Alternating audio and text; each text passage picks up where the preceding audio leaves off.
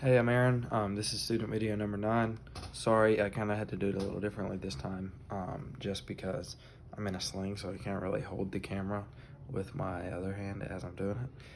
But I will more than happily walk you through how I was doing this. So, students must approximate the area under the curve of the function of x equals x cubed minus 5x plus 8 on the interval 0, 2, using Left-Riemann subs and 4 subintervals. Everything else is about uploading. So you see, first you need to make the subintervals on the interval, and because you're doing the Left-Riemann sums, you're going to start at 0. So 0 plus 2 is equal to 2, obviously.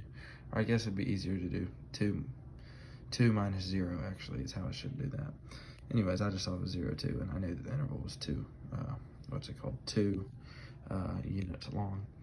So you divide 2 into 4, and that is going to give you 0.5 there. And because you're doing the left, you start at 0 as you make your 4 x values for the Riemann subs. So that's going to be 0, and intervals of 0.5 or 1/2, that's going to go 0, 0.5, 1, 1.5.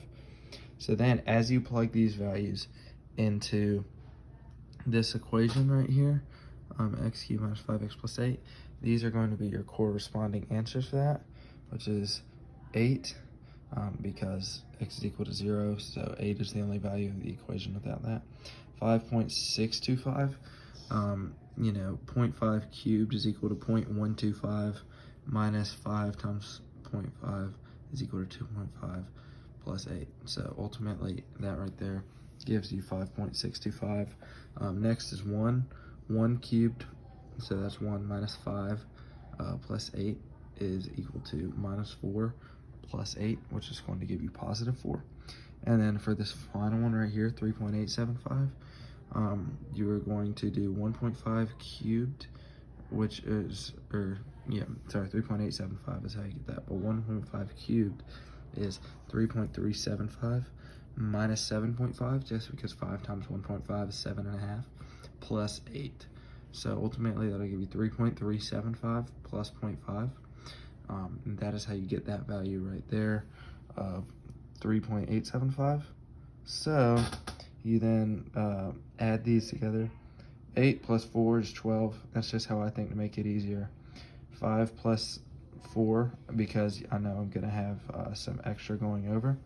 Then that is going to give you 9. So that's 12 plus 9, which is 21.